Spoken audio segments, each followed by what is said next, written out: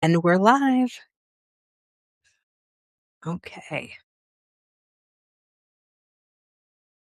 Well, hi, everyone. Nice of you to join us. We're excited you're here. You're tuning in for what will be a really good conversation. So come on in. Let's see what we can do here. Amazing. Yay. Lots of people coming on. So yeah, this is a lot of fun. So Great. yeah. Okay, guys. So you're tuned in to, I would say, the talk of a lifetime, right? We're talking about how do you how do you build a life and a business that you will be happy with and proud of at the age of 90. And what an interesting question. And yeah. I'm so excited to get to do this live. Karen here. I've been reading her writing for some time on Substack and really excited. And I think we've got some unique synergy with Definitely. some great some great intersecting points in our belief systems here. Yeah, I'm so glad that you invited me. I love everything you're sharing. So when you reached out, I was like, hell yeah. Absolutely. I'm so excited. So, it'll be interesting to see, who here is kind of approaching this from a life perspective and who's approaching it from a business perspective. Um, Karen, do you want to maybe start by kind of introducing yourself? I know our audiences are mixing and Yeah, coming. sure. Sure. Okay, so my name is Karen Salmansohn, and I have been around for a while. I'm going to be 66 next month.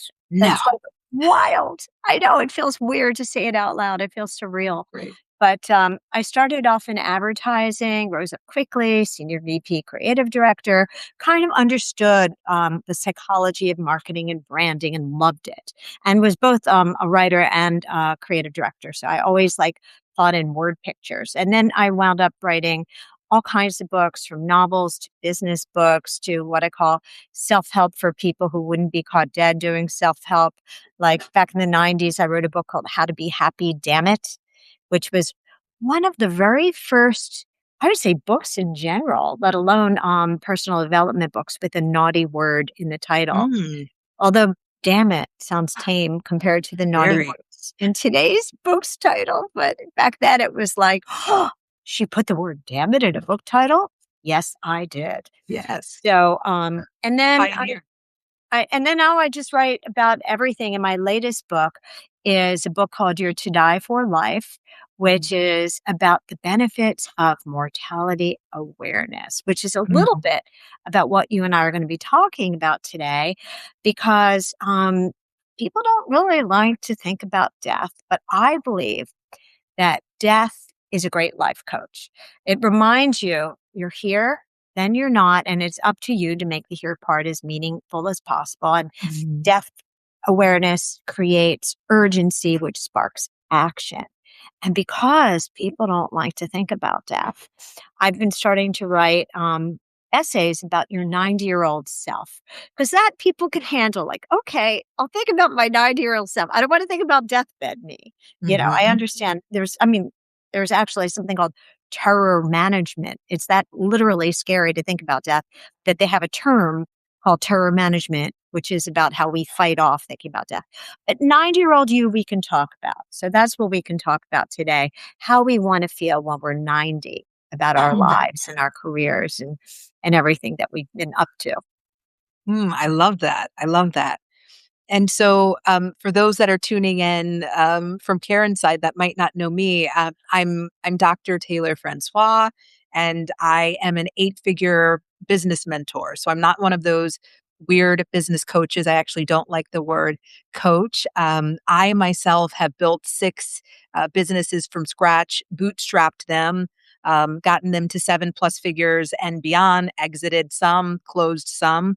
But our claim to fame is that we did all of it all the time without a single penny spent in paid ads. And if you know anything about business, that is damn hard to do, right? Because that means that you've got to get new people in all the time who are ready to, populate your business and help you make revenue. And every month you start from zero. And, that's not the easiest thing to do, but we've learned how to do it using buyer psychology and marketing and something I like to call also authenticity marketing, which is a lot about of what I'm talking about on the Substack platform. And so, fast forward, we're on Substack now because we've built businesses on many other platforms. It's been fantastic, but I'm also very, very raw and honest and able to say that it was a burnout, right? So to create that much money on those platforms in an organic format was a burnout because it was very much performative.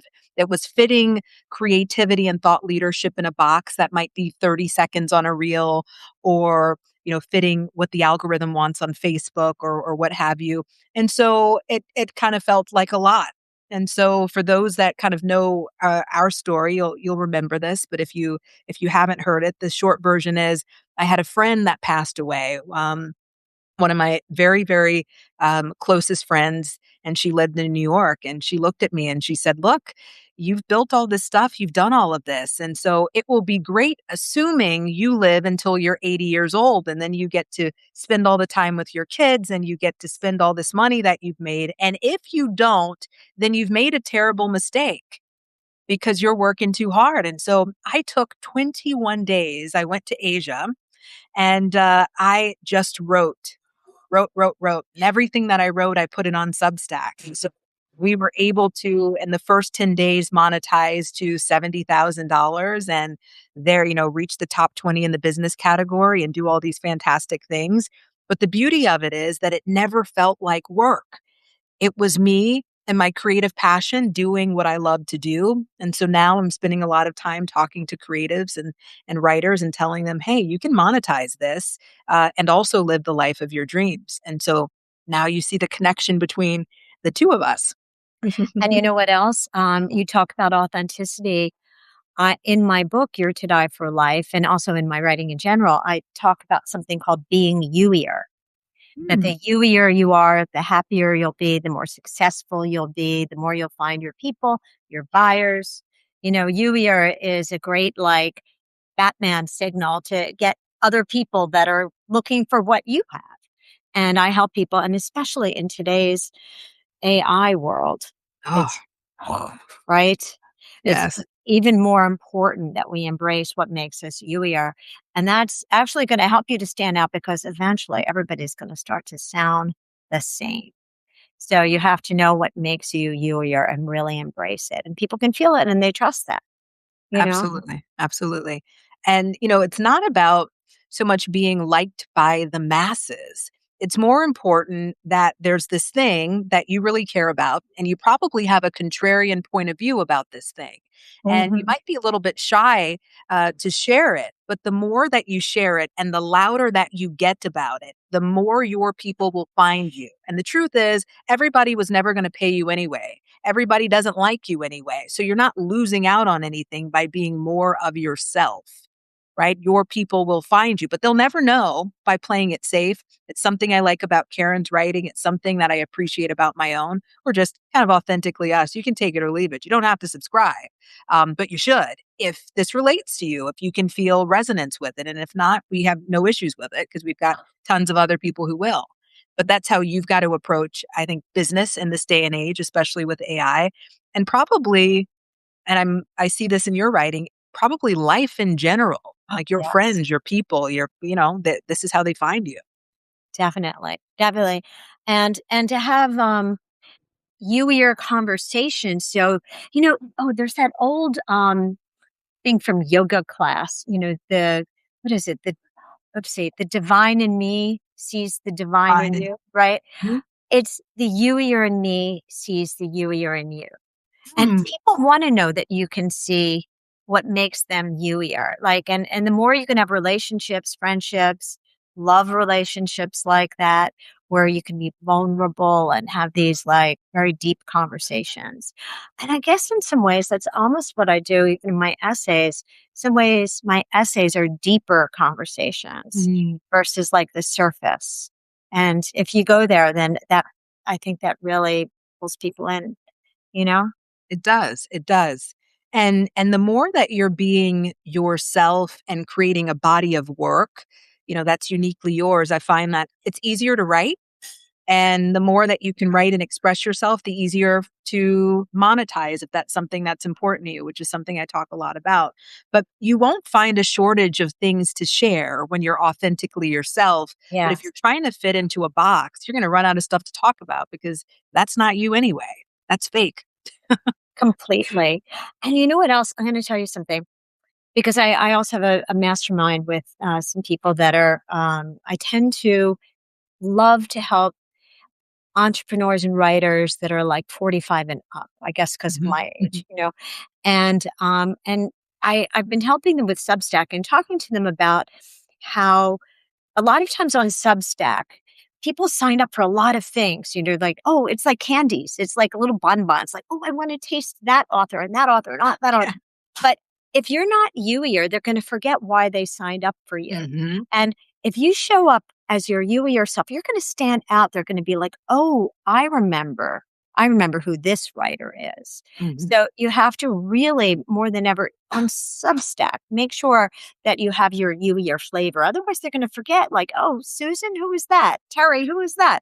But Exactly. if you are really you and you show up, they're going to be, oh, that person. I can't wait for their essays. I can't wait to hear what they have to say. Yes, I find that as well. And it's interesting when it comes to the monetization on Substack, because of course there's the paid tier, which is fantastic. And then I've got clients who we, help figure out how do you monetize to coaching masterminds and beyond and create high ticket offers funded by Substack. And so a lot of times you'll look at kind of the bios of people on Substack and it will be, yada, yada, I help so and so. And it's very bland. It's very vanilla. It stinks, right? And so people, subscribe and they forget about those people. But what I find is the more that you are authentically yourself, the more you're not chasing people to ask them, hey, buy something from me. I've never in my life asked anyone on Substack to do that. We've monetized at this point a couple of six-figure, months from it. And it's been fantastic. But never was it, hey, buy this thing from me. Neither are my clients who are successful getting paid high ticket. Nobody's doing that. But they're so authentically themselves that people are coming to them and saying, hey, what do you offer? How can I find out more about it? And when you have that, and people have, built a relationship with you. They see your authority, they see your unique point of view, and then they want to go all in. They're not going all in with people who are using that tired, I help so and so, do so and so. It's like, are Yes, you yes. stuck in the 90s? Where I are you? completely agree. I completely agree. And I also feel stories, sharing stories of your life versus resume. Yes. Is what pulls people in, and they really hear, like, what you've gone through and how you've survived the tough times, and you're really honest about that. And the about page here on actually on all websites also, the about page is like the most important page on a website and on Substack because Mhm. that's where people decide if they trust you, if they get you, if they feel like you get them. And so it should never be written like a resume. It should begin with talking to who your reader is and how you can help them.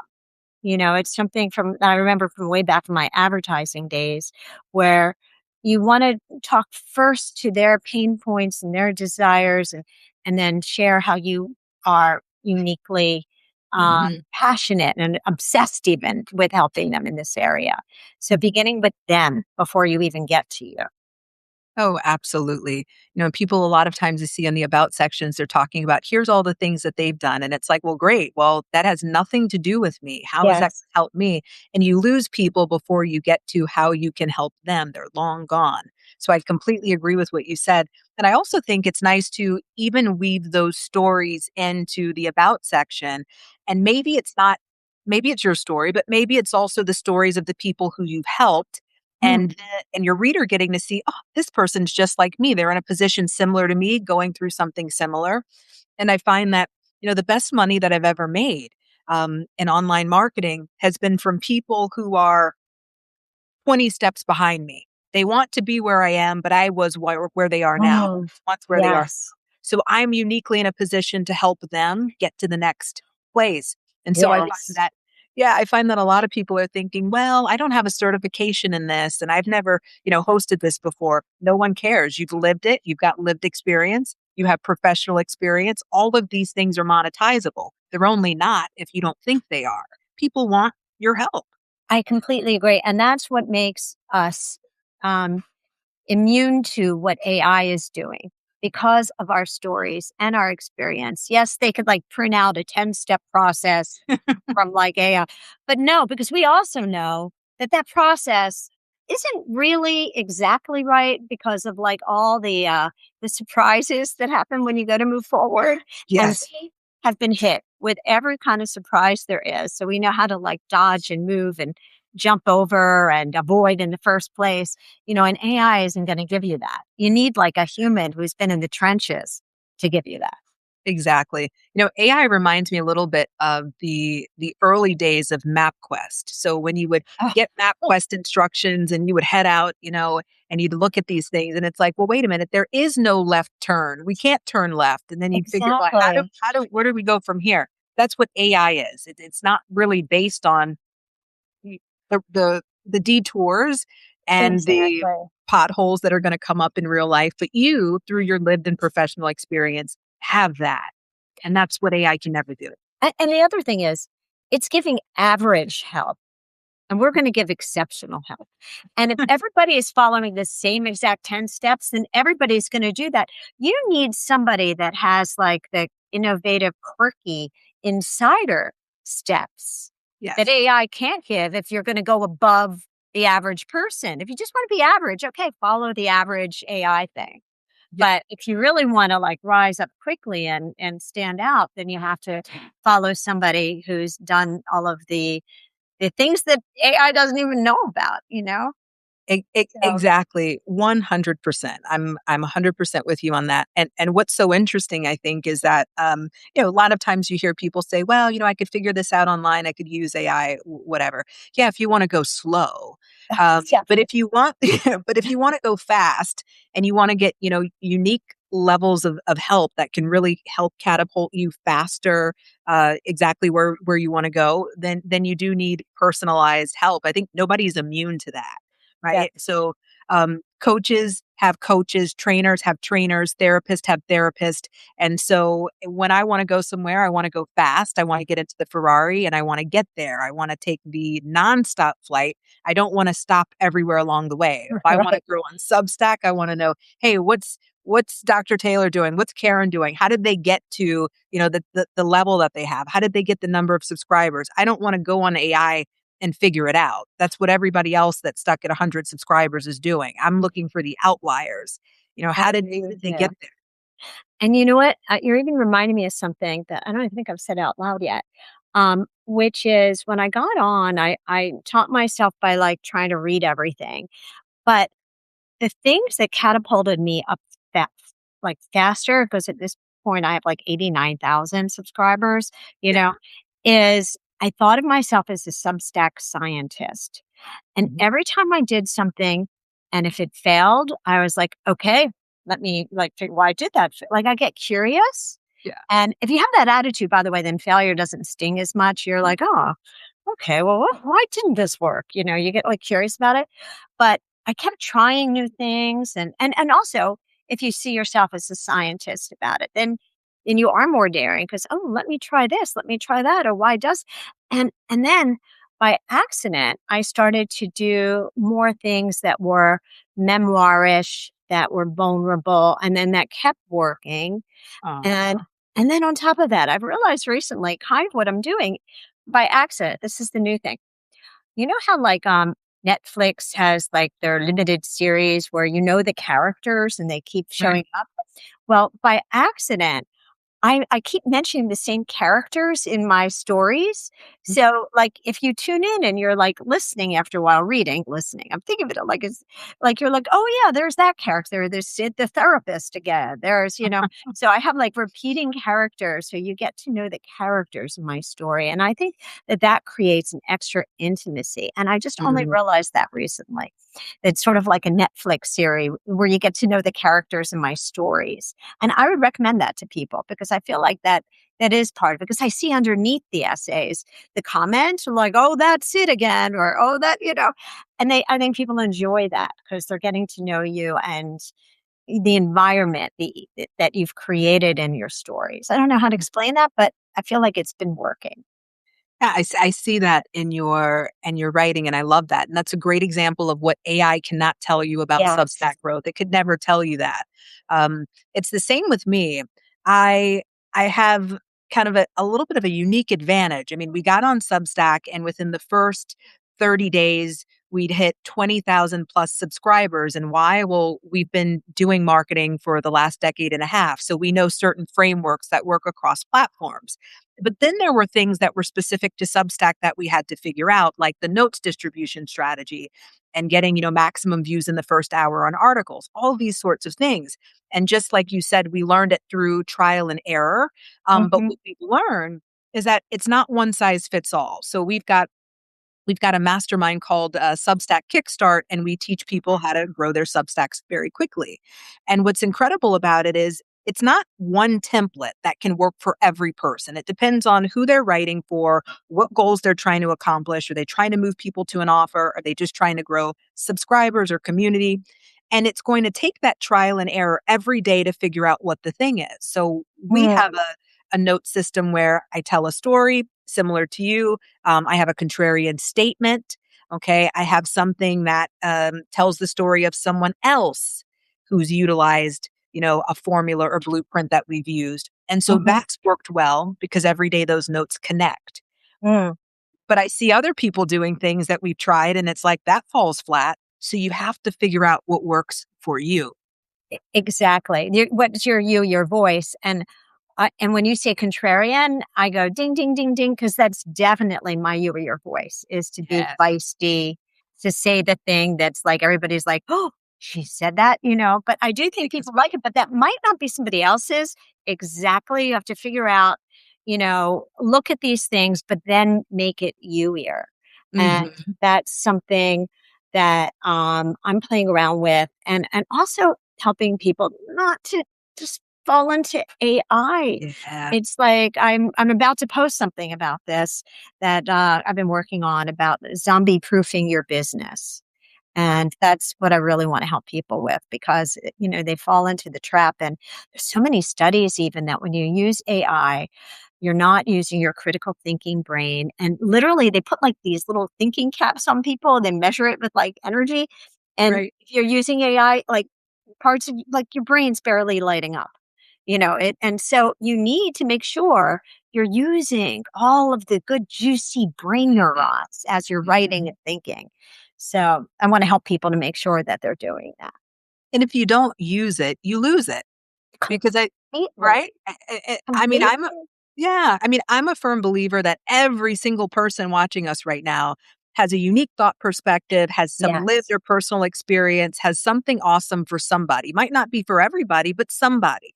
And if you don't learn how to write about that authentically with a pen and Yes. paper or just on a Word doc or whatever, and you use AI I have people saying, hey, I'm, talking to the audio and then it's going to that's not writing. And if you lose that, Oh my then it's not gosh. like a skill you're just gonna readily get back. That's your creative brain. You're atrophying it. That's where you're becoming a zombie. What's interesting? You just made me wonder if there's going to be a study someday that the more people use AI, the more dementia increases because, Yes. you know, part of the reason I think that I'm still like creative at this age, like, I mean, I shouldn't even say at this age, but I will because some people would think that is because I'm constantly using my creativity Right. and like they say, crossword puzzles help you, but writing, really literally sitting down and writing helps to keep all of that brain neurons and the clarity and everything like that. And also, the reason that I love to write Some people say you should write what you know, which I like to do because I like to write about what I know and help people. But also, I like to write what I didn't know that I knew until I sat down to write it, right? Yes, You know what I'm talking about, that's where exactly. you're writing it and then you're like, oh, that's what I'm thinking. Oh, that's the idea. And I live for those. And with AI, you don't get that, and that's what it's almost like a Ouija board for your subconscious when you're at the keyboards and you're writing. Mhm, It's like, oh, that's what I needed to. That's the thought. I mhm. love that, and I'm never going to give that up. I'm always going to be writing my own stuff because I love that. I love I that feeling. I love that too. And to that point, one of the things that I notice with writing is that I also start to remember stories about things that support, the thesis or what it is that I'm saying there. And that's incredible too. It's like, oh, yeah, I've lived this Yes, multiple times. And it's the yes, story that resonates with people, not the framework, not the blueprint, not me saying so something. No one gives a true. shit. It's like the story. And that's what pulls Completely. people in. Completely. Completely. And that's what I noticed that my Substack really started to take off when I started to share more stories. And Mm. so then I just kind of leaned into it because my first published book was a novel. I am a storyteller. I'm built to be a storyteller. I'm like, okay, I'm on it. I'm going to just tell Love it. stories from now on. I So love that's it. kind of what I'm doing. And it's fun to read the stories on Yeah. Substack because again, there's not knocking anybody. I mean, there's so much of it that sounds like AI that it's really nice when you can tell, oh, the person is set down, they wrote this, they went through an editing process. This is a labor of love. Yes. And when people can tell that you're passionate about something, I find that that's also your fastest path to monetization. When they can see that you're so in love with the topic, that it lights you up from the inside out, they can believe that you can help them resolve their problem. And so that's one of the fastest paths to Oh my monetizing gosh. on You Substack. and I cannot believe how many things we share in common because one of my theories is people that don't like to be marketers. I talk about just being passionate about it doesn't feel like marketing. I call it exuberance. Yes. And when you have exuberance and you're like talking about, like if you're selling your book, don't sell the book. You like remind yourself why you were in the honeymoon period when you decided to write that book. Tap into that exuberance, that passion, and people can feel it. And I mean, I completely agree with you. Everything you're saying, I agree with. And likewise. I'm gonna do this in case I forget at the end. We have and Karen, if you have something to share, Oh, please put it sure. in the chat. But we do something called we do a Substack audit, which is kind of cool, where we look at your Substack and figure out like what's your zone of genius, what's your fastest path to monetization. It's completely free. We have like little open spots on the calendar every month, and I just put that in the chat for Oh, anybody that wants to that's check it great. out. But I love what we're talking about here because I think the point is not just making money. The point is not just writing. The point is creating a life that lights you on fire in the best possible way, Yes. where nothing feels like work, everything feels like a gift. And that's kind of what I'm all about. I've done business the hard way. I built it the hard way. But my favorite thing is, the easy, sexy 7, 8 figure business that you don't even realize you're working. You're helping people, you're creating impact, and you're making so much money, you don't know what to do with it, and you're changing the world. And I think that those things are not mutually exclusive. And I think more creatives need to understand that. You don't have to be Absolutely. a starving artist. No, no. And in fact, I don't even think you can work from that place. You have to be an excited artist, and that's how you keep working. I call it my Haagen-Dazs theory on productivity.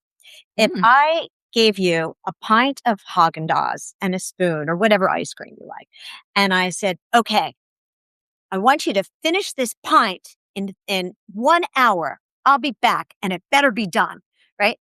You're going to finish it. It's like delicious. You're like, oh, you wouldn't be able to stop spooning. So if right. you pick something that you're like excited about, it doesn't feel like productivity. It doesn't feel like discipline. You're just like so excited about it that you keep doing it. And that's how you rise up because consistency, persistency, all of that is what's going to get you ahead of everybody else. So you better damn well be excited, exuberant, passionate about whatever it is. And that's how you become successful. You have to be in love with what you're doing.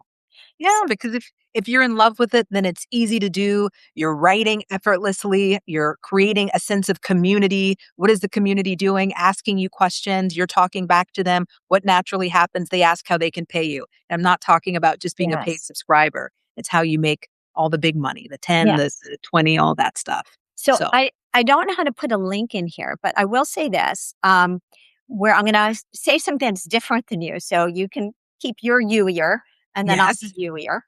Yeah. Um, right now, well, I love people helping people with their writing. And I help people with books. I help people with branding, marketing, websites, and Substack. But I'll let you, you can stay. I'll just go over here to this other link, and um, and I'm offering something right now. It's up on my Stand Up Philosopher, which is called Your Life in Chapters, where I help people to identify those different chapters of their lives that they can write about that is from their you or your place. And it also, writing helps you to heal. There's something very cathartic about it. So you stop carrying it and you start authoring it. Mm, And then from above, you can see what I call either the gift, the zigzag, the bridge, or the lesson in whatever it is that you went through. So, yes, it's writing. A writing thing with me, but it's like therapy. It's like memoir therapy, but it's about different chapters of your life. And I also have on my website at notsalmon.com, if you want to just do a call with me to see how I can help you, I have a free call. It's up on my, everything's up on Substack. You can find it there. okay, amazing. And if and after this publishes, if you send me the link, I'll post it Oh, for you in the chat oh, as well. okay. Thank you. And yeah, and so and we're gonna probably run, but Yeah. in terms of the what we do, the Substack audit, it's completely free. Happy to take a look at your Substack, figure out how you can monetize it, and then Karen, take a look at her profile for her links at the top of her publication, and then we'll post a link after this as well. Thank you guys for being on. This was a lot of fun. Yeah. I had so much fun talking to you. Yeah, I love so much. everything you're saying. And likewise. Okay, So, we'll see you guys later. Bye for now. bye.